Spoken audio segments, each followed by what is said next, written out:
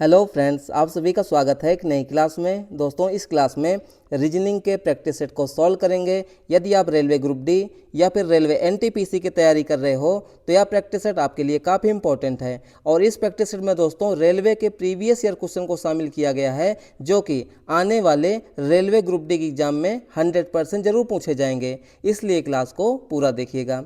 चलिए हम लोग पहले प्रश्न की शुरुआत करते हैं। देखिए, पहला सवाल दिया गया है, उस अक्षर का चयन करें जो नीचे लिखित श्रेणी में प्रश्न चिन्ह के स्थान पर आ सकता है। एनालॉजी का प्रश्न है दोस्तों। यहाँ पे क्या दिया गया दोस्तों, बी का अनुपात दिया है एच से, यानी कि बी और एच में दोस्तों क्या होगा, कोई संबंध होगा, कोई रिलेशन होगा। पी और वी में दोस्तों क्या होगा, कोई रिलेशन होगा, यानी कि संबंध होगा। तो उसी प्रकार से दोस्तों एन का रिलेशन किससे होगा, वही हमें यहाँ पे निकालना है। तो आइए हम लोग निकाल लेते हैं। सबसे पहले दोस्तों क्या है, बी और एच, यानी बी और एच में हम लोग क्या निकालेंगे, यानी रिलेशन को निकालेंगे। तो निकालिए। देखिए यहाँ पे है दोस्तों बी है, उसका अनुपात किससे है, एच से है। ठीक है, तो सबसे पहले क्या करेंगे, यहाँ पे अल्फ़ाबेट है। अल्फ़ाबेट का मतलब क्या हुआ, अक्षर है ABCD का। तो दोस्तों ABCD मतलब कि ABCD वाली जो वर्णमाला होती है उसमें दोस्तों बी कितने नंबर पे आता है, आप कहोगे दूसरे नंबर पे आता है। एच कितने नंबर पे आता है, 8वें नंबर पे आता है। दोस्तों यहाँ पे 2 से दोस्तों 8 हुआ है, यानी कि कितना जुड़ा हुआ है, आप कहोगे +6 जुड़ा हुआ है।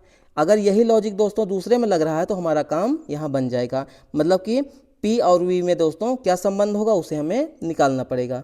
तो निकाल लीजिए। यहाँ पे है पी, उसका अनुपात किससे है, वी से है। दोस्तों ABCD में पी कितने नंबर पे आता है, 16वें नंबर पे आता है। वी कितने नंबर पे आता है, 22वें नंबर पे आता है। अगर दोस्तों यहाँ पे हम लोग देखा जाए तो 16 से दोस्तों कितना हो गया, 22। तो दोस्तों 16 में कितना जोड़ दें कि 22 हो जाए, आप कहोगे +6। तो दोस्तों हमारा काम यहाँ पे बन गया। यहाँ भी +6 है और यहाँ भी +6 है। तो दोस्तों यहाँ पे हमें निकालना क्या है, एन का अनुपात हमें बताना है। एन कितने नंबर पे आता है, 14वें नंबर पे आता है। तो 14 में दोस्तों हम लोग कितना जोड़ेंगे, आप कहोगे 6 जोड़ दीजिए। तो 14 6 कितना हो जाएगा, 20। और 20वें नंबर पे कौन आता है ABCD में, टी आता है। कौन आता है, टी आता है। तो इस प्रश्न का दोस्तों हमारा बिल्कुल सही उत्तर क्या हो जाएगा, ऑप्शन नंबर ए हो जाएगा। क्या हो जाएगा, ऑप्शन नंबर ए इस प्रश्न का दोस्तों बिल्कुल सही जवाब हो गया। समझ में आया। चलिए दूसरे प्रश्न को देखते हैं।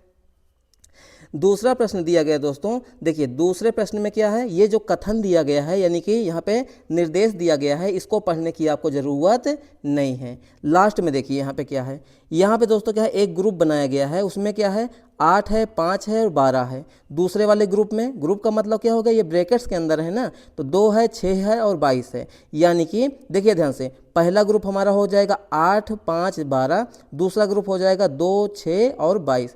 यानी कि इन तीनों अंकों में, या कह सकते हैं इन तीनों संख्याओं में कोई रिलेशन होगा। इसमें भी दोस्तों वही रिलेशन होगा, सेम टू सेम।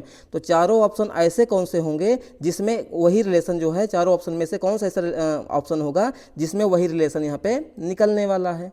तो ध्यान से देखिए, पहले वाले ग्रुप को ध्यान से देखेंगे दोस्तों, समझिएगा, इंपॉर्टेंट प्रश्न है। देख लीजिए कहाँ पूछा गया है, RRB group D 30/9/2022 shift 3rd में ये क्वेश्चन पूछा गया था।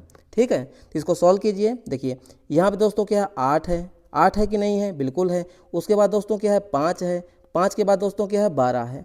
तो दोस्तों यहाँ पे ध्यान दीजिए, 8 5 और 12, इसमें कोई समानता आपको निकालना है। मतलब कि या तो 8 और 12 से 5 बना लीजिए, या तो दोस्तों 8 और 5 से 12 बना लीजिए, या तो दोस्तों 12 और 5 से 8 बना लीजिए। कोई यहाँ पे हम लोग पैटर्न को देखेंगे तो दोस्तों अगर देखा जाए ध्यान से, जो आंखों से दिख रहा है, अगर दोस्तों 12 और 8 को ध्यान दीजिएगा, 12 और 8 को हम लोग क्या करें, जोड़ दें। क्या करें, जोड़ दें। तो जोड़ दीजिए यहाँ पे 12 और 8 को दोस्तों यहाँ पे हम लोग जोड़ेंगे तो हो जाएगा हमारा कितना, 20 हो जाएगा। कितना हो जाएगा, 20 हो जाएगा। और दोस्तों इसी 20 को ध्यान दीजिएगा, इसी 20 को अगर हम लोग 4 से भाग दे दें तो कितना हो जाएगा, 5 हो जाएगा। यानी बीच वाली संख्या प्राप्त हो गई। अगर यही पैटर्न दोस्तों हमारा दूसरे वाले में भी लागू हुआ ना, तो हमारा यहाँ पे दोस्तों काम बन जाएगा। दूसरे वाले में देखिए ध्यान से, दूसरे वाले में कौन कौन सी संख्याएं हैं, 2 है। उसके बाद दोस्तों कौन है, 6 है। 6 के बाद दोस्तों क्या है, 22 है। तो दोस्तों हम लोग यहाँ भी क्या करेंगे, यानी कि 2 और 22 को, पहली और तीसरी को अगर हम लोग जोड़ेंगे तो कितना हो जाएगा दोस्तों, यहाँ पे 24 हो जाएगा। कितना हो जाएगा, 24 हो जाएगा। और इसी 24 को दोस्तों हम लोग क्या करेंगे, 4 से भाग देंगे तो कितना आ जाएगा, 6 चौको 24, यानी 6 आ गया। और दोस्तों यही 6 देखिए यहाँ पे बीच में आया हुआ है, लिखा गया है, तो हमारा काम बन गया। चलिए ऑप्शन नंबर ए को चेक करते हैं सबसे पहले। तो ऑप्शन नंबर ए में क्या है, ध्यान से देखिएगा, 23 है, 1 है। दोस्तों यहाँ पे अगर देखा जाए तो हमारा काम देखते ही बन गया। क्यों बन गया, 23 और 1 कितना हो जाएगा दोस्तों यहाँ पे 24, और 24 को दोस्तों हम लोग क्या करेंगे 4 से भाग देंगे तो कितना आ जाएगा 6 आ जाएगा, और 6 यहाँ पे दोस्तों बीच में है भी, यानी ऑप्शन नंबर ए इस प्रश्न का दोस्तों बिल्कुल सही जवाब हो जाएगा। समझ में आया, आगे चेक करने की ज़रूरत नहीं है। अगर हमें दोस्तों यहाँ पे ए वाला सही नहीं होता तो हम लोग क्या करते हैं, बी को भी चेक करते हैं, सी को भी चेक करते हैं, डी को भी चेक करते हैं, जो हमारा होता वही हमें बनता। अगर चाहें तो आप लोग चेक भी कर सकते हैं। कैसे चेक कर सकते हैं, देखिए अगर इसको देखिए मान लीजिए बी वाले को, तो 23 और 9 कितना हो जाएगा, तो 32 हो जाएगा। अगर 32 को दोस्तों हम लोग 4 से भाग देंगे तो होना चाहिए 8 है, 8 चौक 32 होता है, लेकिन यहाँ पर तो 12 है। देख लीजिए हमारा काम यहाँ भी नहीं बना। इसी तरीके से सी वाला भी नहीं होगा, डी वाला भी नहीं होगा। इस प्रश्न का बिल्कुल सही उत्तर क्या हो जाएगा, ऑप्शन नंबर ए हो जाएगा। रेलवे में दोस्तों इस टाइप के क्वेश्चन अभी 2022 में और रेलवे का जो एनटीपीसी हुआ था उसमें दोस्तों भर भर के क्वेश्चन पूछे गए हैं। मैं आपको फिर से बता दे रहा हूं, आपको एग्जाम में ये इतनी लंबी चौड़ी स्टेटमेंट पढ़ने की जरूरत नहीं है। समझ में आ गया। चलिए नेक्स्ट प्रश्न को देखते हैं। अगला सवाल दिया गया है, यह भी सवाल दोस्तों इंपॉर्टेंट है। क्यों इंपॉर्टेंट है दोस्तों, ध्यान दीजिएगा। यहाँ पे क्या है, ए बराबर दोस्तों है 26, एच बराबर है 19। तो यहाँ पे दोस्तों फैशन का जो है कोड हमें बताना है। तो आप लोग ऑप्शन को देखेंगे तो आप लोग चकरा जाएंगे। क्यों चकरा जाएंगे, इतनी बड़ी संख्या है, कोई ना कोई आपका अंक गलत हो जाएगा जिससे आपका आंसर गलत हो जाएगा। तो इसका मैं आपको बहुत ही शानदार ट्रिक बताने वाला हूँ, जो कि आप जो है एग्जाम में अप्लाई करेंगे। क्या करेंगे, एग्जाम में वही ट्रिक अप्लाई करेंगे। इसी सवाल में नहीं, जो कोडिंग डिकोडिंग वाले चैप्टर के जितने भी प्रश्न हैं वो जो है ट्रिक आप उसमें लगाइएगा। सबसे पहले दोस्तों यहाँ पे क्या है, ए बराबर दोस्तों कितना है 26 है। ए बराबर दोस्तों क्या है 26 है। तो दोस्तों दिमाग लगाइए, ए से हम लोग 26 कैसे पहुँच सकते हैं, ए से दोस्तों हम लोग 26 कैसे पहुँच सकते हैं। अगर दोस्तों देखा जाए तो ए तो आता है हमारा कितने नंबर पे, 1 नंबर पे। जो ABCD होता है उसमें ए आता है 1 नंबर पे, लेकिन दोस्तों यहाँ पे क्या है 26 है। तो काम कैसे बनेगा, तो दोस्तों ध्यान से देखिएगा।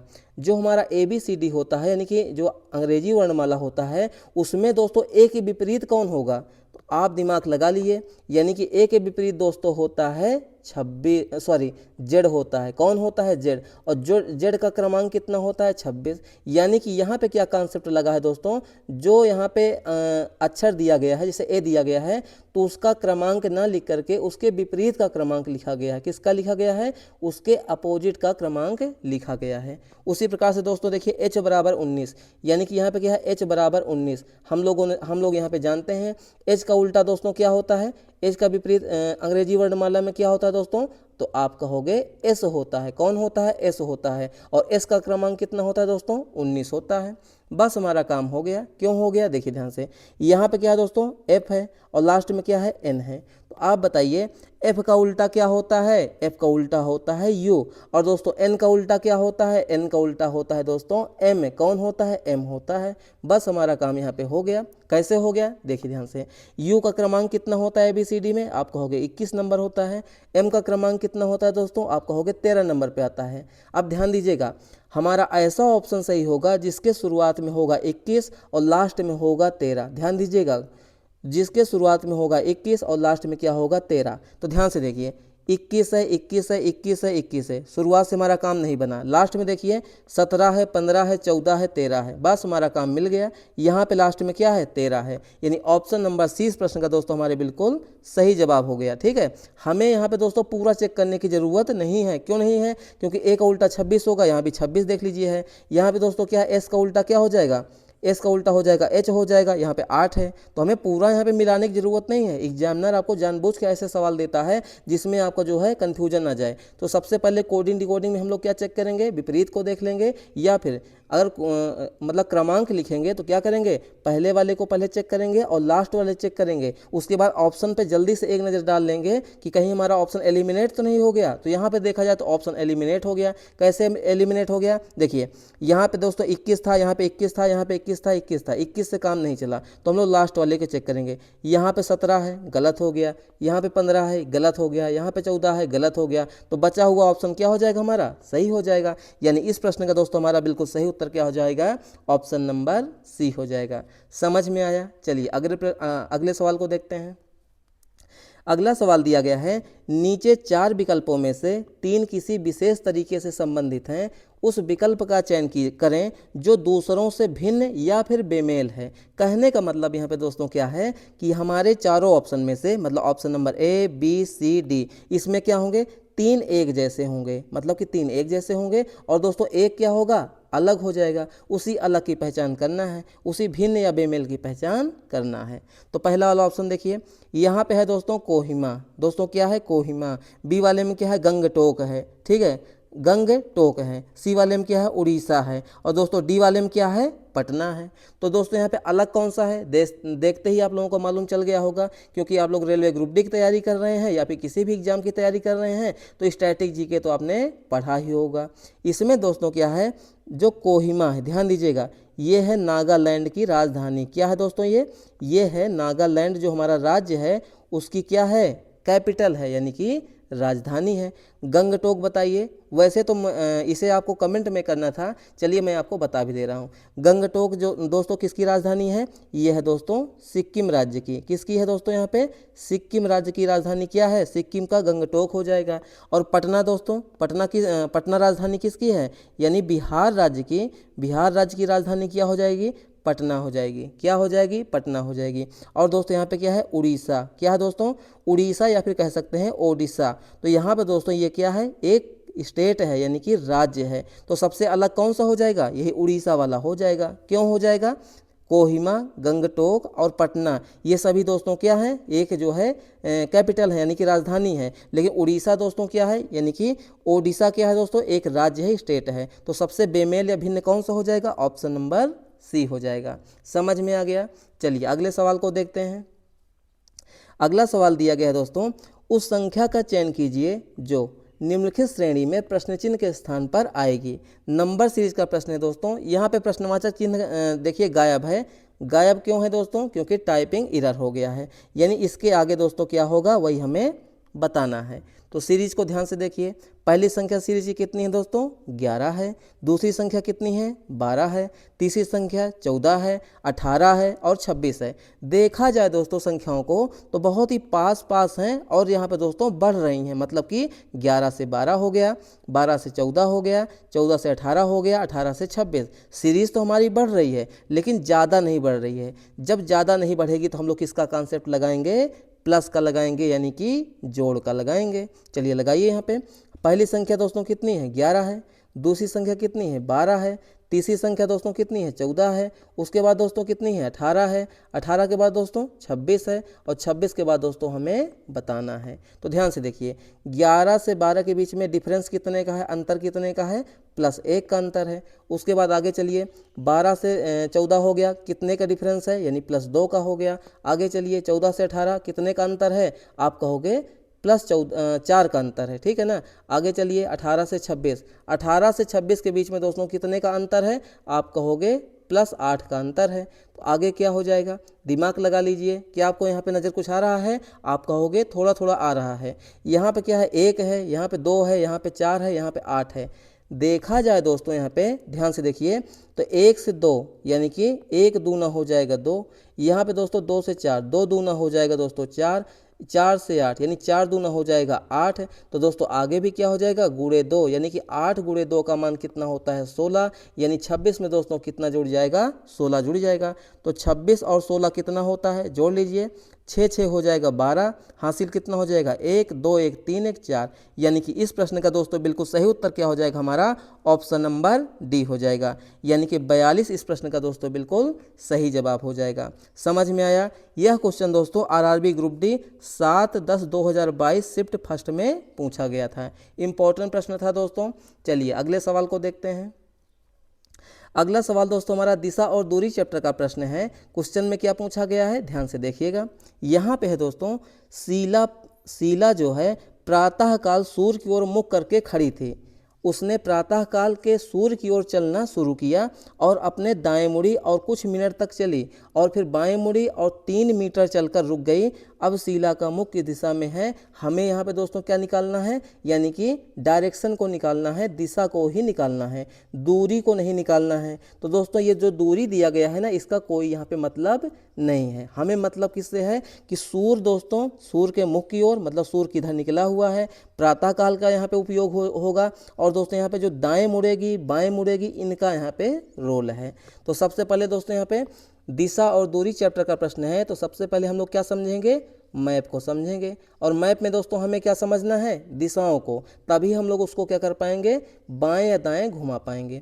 तो सबसे पहले ध्यान से देखिए, मैप में दोस्तों ऊपर की ओर कौन सी दिशा होती है, उत्तर दिशा, जिसको हम लोग नॉर्थ कहते हैं। नीचे की ओर होती है दक्षिण दिशा, जिसको हम लोग साउथ कहते हैं। दाहिने हाथ की तरफ होती है पूर्व दिशा, जिसको हम लोग क्या कहते हैं, ईस्ट कहते हैं। और बाएं हाथ की तरफ में दोस्तों कौन सी दिशा होती है, पश्चिम होती है, जिसको हम लोग वेस्ट कहते हैं। अब यहाँ पे दोस्तों प्रातः काल की बात हुई है, ध्यान दीजिएगा, यहाँ पे किसकी बात हुई है, प्रातः काल की यहाँ पे बात हुई है। और सूर्य की बात, तो आप बताइए, दिमाग लगाइएगा, प्रातः काल मतलब सुबह, सूर्य किधर निकलता है, पूर्व की तरफ, यानी सूर्य का मुख किधर है दोस्तों यहाँ पे, मतलब कि सूर्य किधर निकलता है, पूर्व की ओर। तो यानी जो शिला है दोस्तों, वह प्रातःकाल सूर्य की ओर मुख करके खड़ी थी और प्रातःकाल के सूर्य की ओर चलना शुरू किया। यानी कि वह क्या करती है, ध्यान से देखिएगा, मान लीजिए यह है पॉइंट, ठीक है ना, ए पॉइंट से चलना शुरू किया और किधर चलेगी, जिधर सूरज निकलेगा, यानी कि पूरब साइड में चलना शुरू किया, यानी कुछ दूर तक गई। उसके बाद दोस्तों उसने क्या किया, दाएं मुड़ती है, ध्यान दीजिएगा, दाएं मुड़ती है, कुछ मिनट तक चलती है। हमें यहाँ पे दोस्तों कुछ मिनट से कोई मतलब नहीं है, वह दाएं मुड़ती है और चलती है। मान लीजिए दोस्तों पूरब का दायां क्या हो जाएगा, उत्तर होगा या दक्षिण होगा, तो पूरब का दायां दोस्त इधर दूसरे कलर से कर दे रहा हूँ, ठीक है, पूरब का दायां हो जाएगा दोस्तों दक्षिण, क्या हो जाएगा, दक्षिण। कुछ मिनट तक मान लीजिए चली, उसके बाद उसने क्या किया दोस्तों, वह बाएं मुड़ी और 3 मीटर चलती है। दोस्तों यहाँ पे 3 मीटर का कोई भी उपयोग नहीं है, एग्जामिनर आपको यहाँ पे बेवकूफ़ बनाना चाह रहा है, ठीक है। जब यहाँ पे दिशा बताना है तो दूरी का यहाँ पे कोई रोल नहीं है, ठीक है। यहाँ पे दोस्तों क्या है, बाएं मुड़ी। तो आप बताइए दक्षिण का दोस्तों बायां क्या होगा, यहाँ पे सारे बच्चों को कन्फ्यूजन होती है, जितने भी हमारे भाई बहन हैं यहीं पर गलती करते हैं। कौन सी दिशा में, जब वह दक्षिण की ओर जा रही है। तो बहुत सारे लोग क्या करते हैं, दक्षिण की ओर जा रही है, बाएं मुड़ती है, तो वो लोग क्या करते हैं, इधर की ओर मुड़ा देते हैं, मतलब कि अपने हाथ का बायां। दोस्तों ध्यान दीजिएगा मेरे शब्दों को, जब बात यहाँ पे दक्षिण की हो, कोई व्यक्ति दक्षिण में जा रहा है और क्वेश्चन में कहे कि बाएं मुड़ाइए, तो आप अपने हाथ का मुड़ा देंगे दायां। ध्यान दीजिएगा मैंने क्या कहा, जब बात यहाँ पे दक्षिण दिशा की होगी, अगर क्वेश्चन में कहा जा रहा है कि बाएं मुड़ाइए, तो आप अपने हाथ का मुड़ाएंगे दाएं। अगर दोस्तों यहाँ पे कहा जाए कि दाएं मुड़ा दीजिए, तो आप अपने हाथ का मुड़ा देंगे बाएं। यानी ये बात तब की है जब बात यहाँ पे दक्षिण दिशा की होगी। तो दक्षिण दिशा की ओर है, बाएं मुड़ाना है, तो आप अपने हाथ का दोस्तों यहाँ पे क्या मुड़ा देंगे, दायां मुड़ा देंगे। तो आपका जो क्वेश्चन है कभी गलत नहीं होगा दक्षिण दिशा में। तो ये हमारा दोस्तों यहाँ पे स्ट्रक्चर बनने वाला है। तो क्वेश्चन में क्या है, अब शिला का मुख किस दिशा में है, तो आप बताइए ये वाली दिशा कौन सी है। तो सेंटर पे चलेंगे, आप बताइए ये वाली दिशा कौन सी हो जाएगी, यानी कि पूरब दिशा हो जाएगी। क्या हो जाएगी दोस्तों, पूरब दिशा। यानी कि जो शिला है उसका मुख जो है अभी भी पूर्व की ओर है, यानी कि ईस्ट की ओर। ऑप्शन नंबर डी इस प्रश्न का दोस्तों बिल्कुल राइट आंसर हो जाएगा। इस क्वेश्चन में क्या क्या हमने लॉजिक पढ़ा, देखिए सबसे पहले दोस्तों क्या है, अगर बात यहाँ पे दिशा की हो रही है तो दूरी का और यहाँ पे मिनट का कोई मतलब नहीं है, ठीक है ना, इसको आप लोग देखेंगे भी नहीं, ठीक है। उसके बाद दोस्तों क्या, ध्यान से यहाँ पे प्रातः काल की बात हुई है, तो डायरेक्ट हम लोग समझ जाएंगे कि यानी पूरब की बात यहाँ पे हो रही है। समझ में आ गया। सभी मोड़ यहाँ पे 90 डिग्री वाले हैं, तो हम लोगों ने यहाँ पे देख लीजिए 90 डिग्री का यहाँ पे मोड़ बिल्कुल बनाया हुआ है। आप लोगों ने मैथमेटिक्स में पढ़ा ही होगा कोण के बारे में। यहाँ पे 90 डिग्री मतलब ये बिल्कुल समकोण पर हम लोगों ने मोड़ा हुआ है, तो ये क्या हो जाएगा, 90 डिग्री हो जाएंगे। यानी कि इस प्रश्न का दोस्तों हमारा बिल्कुल सही उत्तर क्या हो जाएगा, ऑप्शन नंबर डी हो जाएगा। समझ में आया। चलिए अगले सवाल को देखते हैं। अगला सवाल दोस्तों हमारा रक्त संबंध का है, यानी कि ब्लड रिलेशन चैप्टर का है। क्वेश्चन में क्या पूछा गया है, पहले क्वेश्चन को बहुत ही ध्यान से पढ़ेंगे, उसके बाद बहुत ही आराम से इस क्वेश्चन को हम लोग बनाएंगे, जिससे कि हमारा क्वेश्चन गलत ना हो, ठीक है। ध्यान दीजिएगा, पी नामक जो व्यक्ति है वो क्यों की माँ है, मतलब कि पी क्यों की माँ है, जो आर की बहन है, एस आर का पुत्र है, पी एस से किस प्रकार संबंधित है। मतलब जो पी नामक व्यक्ति है वो एस का क्या लगेगा, हमें यही यहाँ पे बताना है। तो सबसे पहले क्या करेंगे दोस्तों, देखिए पी जो है क्यों की माँ है, मतलब कि जो पी है वो किसकी माँ है, यानी कि क्यों की माँ है। तो देखिए ध्यान से, यहाँ पे है ये पी, ठीक है ना, पी किसकी माँ है, यानी कि क्यों की माँ। तो यानी कि क्यों हो जाएगी नीचे, यानी कि क्यों की माँ कौन हो जाएगी, यहाँ पे पी हो जाएगी। हो गया। आगे चलिए, आगे क्या है दोस्तों, जो आर की बहन है, तो आर की बहन कौन हो जाएगी यहाँ पे, देखिए पी जो है क्यों की माँ है, ठीक है ना, जो आर की बहन है, तो यहाँ पे जो शब्द हुआ है, जो शब्द का प्रयोग किसके लिए हुआ है बताइए, पी के लिए हुआ है या क्यों के लिए, तो यहाँ पे दोस्तों हो जाएगा क्यों के लिए। किसके लिए हो जाएगा दोस्तों यहाँ पे, क्यों के लिए। कुछ मिस्टेक हो रहा है क्या, नहीं बिल्कुल सही है, यानी कि आर की बहन है, आर की बहन कौन हो जाएगी दोस्तों यहाँ पे, क्यों हो जाएगी, कौन हो जाएगी, क्यों हो जाएगी, ये क्या हो जाएगी, ये बहन हो जाएगी। और आर के बारे में अभी हमें जानकारी नहीं है। आगे चलिए, एस जो है आर का पुत्र है, ध्यान दीजिएगा, एस क्या है, आर का पुत्र है, यानी एस दोस्तों यहाँ पे आर का पुत्र है। तो देखिए एस जो है आर का पुत्र, यानी कि हाँ एस जो है, हाँ ये हो जाएगा हमारा एस, ये क्या हो जाएगा, पुत्र हो जाएगा। और दोस्तों आर जो है इसका पिता हो सकता है या फिर माता हो सकती है। आगे चलिए, तो पी एस से किस प्रकार संबंधित है, पी एस से किस प्रकार संबंधित है, कुछ मिस्टेक इसमें शायद हो रहा है क्या, नहीं बिल्कुल नहीं, मिस्टेक नहीं हो रहा है। देखिए ध्यान से देखिएगा, यहाँ पे क्या हो रहा है, देखिए पी जो है क्यों की माँ है, ध्यान दीजिएगा, पी जो है क्यों की माँ है, बिल्कुल सही बात है, ठीक है, जो आर की बहन है, तो देखिए पी जो है क्यों की माँ हो गई, जो आर की बहन, मतलब कि क्यों क्या हो जाएगी, आर की बहन हो जाएगी। एस जो है आर का पुत्र है, और पी एस से किस प्रकार संबंधित है, मतलब कि जो दोस्तों यहाँ पे पी है, ध्यान दीजिएगा, जो पी है ओ एस का क्या लगेगा, यही हमें बताना है। तो देखिए दोस्तों, ये मान लीजिए दोस्तों, एस जो है ए इसकी मम्मी होगी या इसका पापा होगा, दो ही तो ऑप्शन होंगे ना, देखिए या तो मम्मी होगी या तो पापा होगा, यही तो होगा।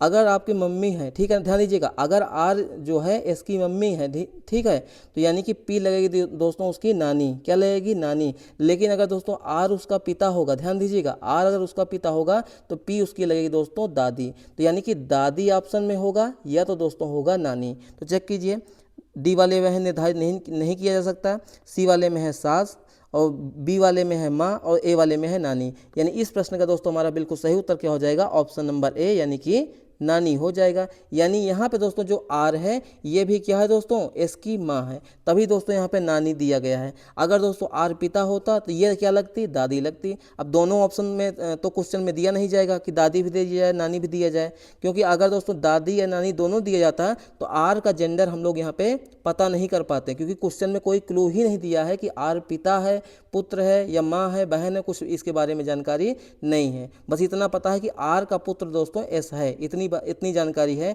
इसके बेस पे हम नहीं कह सकते कि आर जो है माँ होगी या पिता होगा, ठीक है। तो ऑप्शन में नानी है, यानी कि आर डेफिनेटली क्या हो जाएगी, माँ हो जाएगी। तो यहाँ पे पी और एस के बारे में बताना है, तो जो पी है वो एस का क्या लगेगा दोस्तों, यहाँ पे नानी लगेगा, यानी ऑप्शन नंबर ए इस प्रश्न का दोस्तों बिल्कुल सही जवाब हो गया। चलिए अगले सवाल को देखते हैं। अगला सवाल दोस्तों हमारा वेन आरेख का है, यानी कि वेन डायग्राम का क्वेश्चन है। क्वेश्चन में क्या पूछा गया है, ध्यान से देखिएगा, निम्नलिखित विकल्पों में से कौन नीचे दिए गए शब्दों के संबंध को दर्शाता है। यहाँ पे कौन कौन से शब्द हैं दोस्तों, ध्यान से देखिएगा। यहाँ पे पहला शब्द है दोस्तों, यहाँ पे संगीतकार है, क्या है दोस्तों, यहाँ पे संगीतकार है। दूसरा वाला दोस्तों क्या है, कवि है, क्या है दोस्तों, यहाँ पे कवि है। और तीसरा वाला दोस्तों क्या है, यानी कलाकार। अब हम लोग यहाँ पे दिमाग लगाएंगे दोस्तों, संगीतकार, कवि और कलाकार। तो दोस्तों जो कलाकार होते हैं, क्या इससे कोई चीज़ को जान सकते हैं कि किस चीज़ का कलाकार है, भाई वो किसी भी चीज़ का कलाकार हो सकता है, ठीक है। यानी कि दोस्तों क्या है, कलाकार की कैटेगरी में, ध्यान दीजिएगा, कलाकार की कैटेगरी में क्या होगा कि कवि भी आ जाएंगे। भाई जो कलाकार होते हैं, ध्यान दीजिएगा, कलाकार में ही तो कवि आते हैं ना, तो कवि भी आ गए। और दोस्तों जो संगीतकार होते हैं वो भी तो कलाकार ही होते हैं ना, यानी कि ये भी हो जाएंगे। कौन हो जाएगा दोस्तों यहाँ पे, जो यहाँ पे संगीतकार हैं, यानी कि ये हो जाएगा दोस्तों क्या, कलाकार हो जाएगा, क्या हो जाएगा, कलाकार हो जाएगा। और दोस्तों इसमें से क्या हो जाएगा, मान लीजिए एक हो जाएगा हमारा कवि, क्या हो जाएगा, कवि हो जाएगा, और दूसरा वाला क्या हो जाएगा, संगीतकार हो जाएगा, क्या हो जाएगा, ये संगीतकार हो जाएगा।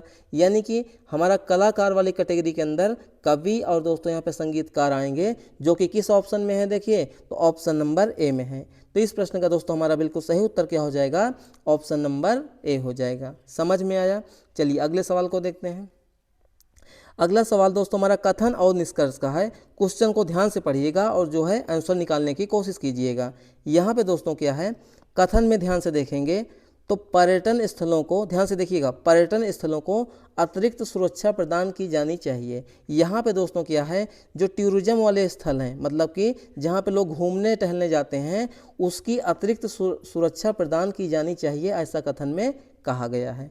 निष्कर्ष दोस्तों क्या है, पहले वाले को देखिए, आतंकवादी हमेशा बड़े पैमाने पर विनाश करने के लिए जगह चुनते हैं। तो ये तो बात सही है भाई, जो यहाँ पर टेररिस्ट होते हैं वो हमेशा बड़े पैमाने पर, जहाँ पे ज़्यादा भीड़ गैदरिंग होगा, भीड़ इकट्ठा होगी, उसी को विनाश करने के बारे में सोचते हैं। जैसा कि हम लोग जो है 26/11 वाले हमले में भी देखा था, जो मुंबई का जो भीड़ भाड़ वाला इलाका था, वहीं पर उन लोगों ने उसको टारगेट किया था। ठीक है, तो यानी कि आतंकवादी हमेशा बड़े पैमाने पर विनाश करने के लिए जगह चुनते हैं। पहला वाला तो हमारा हो जाएगा, बिल्कुल सही हो जाएगा। क्या हो जाएगा दोस्तों, यहाँ पे सही हो जाएगा। आगे देखिए, आतंकवादी क्रियाओं को रोका नहीं जा सकता। ये रोकना नहीं होगा दोस्तों, ये होगा रोका नहीं जा सकता। तो आप बताइए, क्या टेररिस्ट जो है एक्टिविटी को हम लोग रोक नहीं सकते हैं? ये तो बिल्कुल गलत बात कह रहा है भाई, हम लोग बिल्कुल रोक सकते हैं। अगर हमें जो है पहले से भी जानकारी है या बाद में भी जानकारी है, कैसे भी जानकारी होगी, हम लोग उसको जो है बिल्कुल जड़ से ख़त्म कर सकते हैं, रोक सकते हैं। तो यानी कि आतंकवादी क्रियाओं को रोका नहीं जा सकता, यानी कि ये ऑप्शन हमारा हो जाएगा गलत। हम लोग बिल्कुल रोक सकते हैं। यानी इस प्रश्न का दोस्तों हमारा बिल्कुल सही उत्तर क्या हो जाएगा, ऑप्शन नंबर डी हो जाएगा। केवल निष्कर्ष एक अनुसरण यहाँ पे करता है। समझ में आया? चलिए अगले सवाल को देखते हैं। अगला सवाल दिया गया है दोस्तों, दी गई आकृति में कितने त्रिभुज हैं? यानी कि इस आकृति में दोस्तों हमें बताना है कुल कितने त्रिभुज हैं। जब भी दोस्तों आपको इस तरीके की कोई भी आकृति दी जाएगी, आपको दिमाग क्या लगाना है, ध्यान से देखिएगा।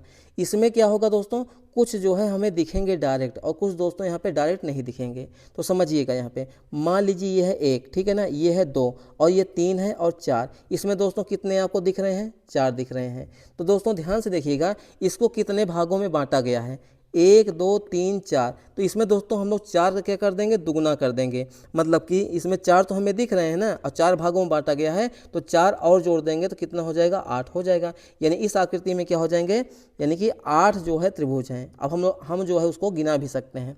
कैसे गिनाएंगे, देखिए एक हमारा दोस्तों ये देखिए 1 2 3 4, 4 तो आपको दिख रहे हैं। अब पांचवा कैसे दिखेगा दोस्तों, 1 और 2 को मिलाएंगे तो हमारा 1 बनेगा कि नहीं बनेगा, ऐसे। यानी हो गया कितना, पांचवा हो गया। ध्यान दीजिए, गिनते रहिएगा, पांचवा हो गया। 3 और 4 को मिलाएंगे तो क्या हो जाएगा, ये छठा हो जाएगा। अब ध्यान से देखिएगा, 1 और 4 को मिलाएंगे तो भी हमारा ऐसे बन जाएगा, तो 7वां हो गया। 2 और 3 को मिला देंगे दोस्तों तो हमारा क्या बन जाएगा, 8वां त्रिभुज बन जाएगा। और इस आकृति में कुल कितने त्रिभुज है दोस्तों, तो 8 त्रिभुज हैं। जब भी दोस्तों इस तरीके का आपको क्वेश्चन दिया जाएगा तो जितने त्रिभुज हैं उसका दुगुना कर दीजिएगा या उतने ही जोड़ देंगे तो हमारा आंसर बिल्कुल सही हो जाएगा। फिलहाल इस प्रश्न का दोस्तों हमारा बिल्कुल सही उत्तर क्या हो जाएगा, ऑप्शन नंबर ए, यानी कि इस आकृति में कुल कितने त्रिभुज हैं, 8 त्रिभुज हैं। समझ में आया? तो ये रहे आज के हमारे मोस्ट इंपॉर्टेंट क्वेश्चन दोस्तों। क्लास आपको कैसी लगी या प्रैक्टिस सेट कैसा लगा, आप लोग जो है अपना फीडबैक कमेंट में जरूर दीजिएगा। अगर आप लोग दोस्तों स्पेशल रेलवे ग्रुप डी की तैयारी कर रहे हैं तो प्लीज़ जो है इस सीरीज़ को जो है पूरा देखिएगा। जब तक आपका एग्जाम नहीं हो जाता है, अच्छे लेवल क्वेश्चन को हम लोग यहाँ पे प्रैक्टिस करने वाले हैं। अगर जो भी भाई बहन यहाँ पे रेलवे के अलावा किसी भी एग्जाम की तैयारी कर रहे हैं, जैसे कि मान लीजिए SSC GD, Delhi police constable, UP police constable, UPSI, MP police constable, तो क्या करेंगे, इसी चैनल पर यानी कि रीजनिंग एडवेंचर के यूट्यूब चैनल पर दोस्तों शाम को 7 बजे, शाम को जो 7 बजे क्लास आती है उसको आप लोग देखिएगा। उसमें हम लोग क्या करते हैं, SSC GD, यूपी पुलिस, मतलब जितनी वर्दी वाली नौकरियां हैं उनके प्रीवियस ईयर क्वेश्चन को हम लोग सॉल्व करते हैं। और जो दोस्तों जितने भी क्वेश्चन लिए गए हैं वही जो है आपके एग्जाम में 100% जरूर जाएंगे। ठीक है, तो यह सीरीज हम लोग किसके लिए चला रहे हैं, जो भी भाई बहन रेलवे ग्रुप डी 2025 की तैयारी कर रहे हैं, मतलब उनका टारगेट है कि रेलवे ग्रुप डी में नौकरी लेना है। तो आप सभी जानते हैं रेलवे में दोस्तों यानी कि रेलवे ग्रुप डी में रीजनिंग में दोस्तों कितने क्वेश्चन आते हैं, 30 क्वेश्चन आते हैं। कितने आते हैं, 30 क्वेश्चन। हम लोग यहाँ पे कितने क्वेश्चन की प्रैक्टिस कर रहे हैं, 10 क्वेश्चन की। मतलब कि डेली अगर दोस्तों यहाँ पे हम लोग 10 क्वेश्चन की प्रैक्टिस करेंगे, अगर आप कहेंगे तो मैं इस क्वेश्चन को 15 भी कर दूंगा, 20 भी कर दूंगा, 25 भी कर दूंगा, 30 भी कर दूंगा। ठीक है, वो आपके ऊपर है। देखिए मैं यहाँ पर थोड़ा सा आपको टाइम ले रहा हूँ, इसमें समझिएगा। अगर दोस्तों मैं यहाँ पे आऊँ, मान लीजिए, और 30 क्वेश्चन लेकर आऊँगा और मैं केवल उसी को सॉल्व करते हुए चला जाऊँगा दोस्तों, मैं खुद ही सॉल्व करते हुए चला जाऊँगा, तो आपको समझ में तो बिल्कुल नहीं आएगा। इसीलिए क्या होता है कि हमारी 10 मिनट की क्लास दोस्तों थोड़ा सा लंबी हो जाती है, और अन्य लोगों के मुकाबले हमारी जो है क्लास थोड़ा सा लंबी हो जाती है। लेकिन आप लोग ये भी देखेंगे कि प्रैक्टिस सेट में मैं यहाँ पे आपको समझाते हुए चलता हूँ। अन्य लोग क्या करते हैं कि क्वेश्चन केवल सॉल्व करते हुए चले जाते हैं, उसमें आपको कोई फायदा नहीं है दोस्तों। क्यों फायदा नहीं है? क्योंकि जब उनको खुद ही सॉल्व करना होता है तो प्रैक्टिस करने का क्या मतलब है, ठीक है। इसीलिए आप लोग क्या कीजिएगा, कॉन्सेप्ट को भी सीखते चलेंगे। जो भी भाई बहन यहाँ लास्ट में तैयारी कर रहे हैं, या फिर उनकी जो है पढ़ाई बीच में जो है छूट गई थी, या फिर थोड़ा सा मतलब ब्रेक हो गया था, तो वो लोग भी क्या करेंगे, इस तरीके से मतलब क्वेश्चन को लगाएंगे या समझेंगे, तो उनका भी जो है सिलेक्शन आसानी से हो जाएगा। तो चलिए मिलते हैं नेक्स्ट क्लास में, तब तक के लिए आप सभी का बहुत बहुत धन्यवाद।